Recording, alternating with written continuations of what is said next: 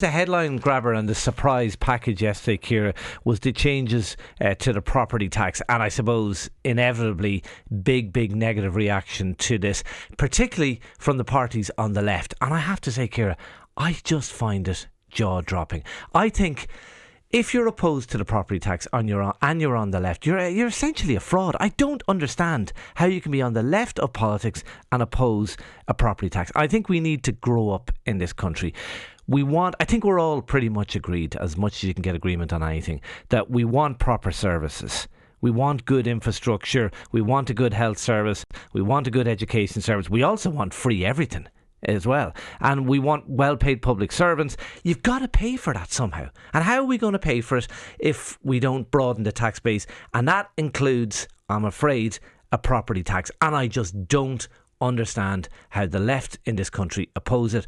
And I think the reason they don't oppose it is because they are not genuinely left. They are populist and they are playing to the gallery on this. OK, well, that's a very interesting point of view. I'm sure they would argue that it is, a tax on someone's home, as we have heard. But it is an unusual position. If you look around the world, there are not many left-wing parties anywhere that oppose a wealth tax or a property tax. Look, I think it's a bigger issue. I think we have been writing blank cheques since March 2020, since the pandemic. And this is the first attempt we've seen to claw any of the money back. We're hearing that there's 560 million going to be clawed back through this. And only 1 in 10 of us is going to be paying any more property tax, allegedly. And those whose houses were built since 2013 will be brought into the net.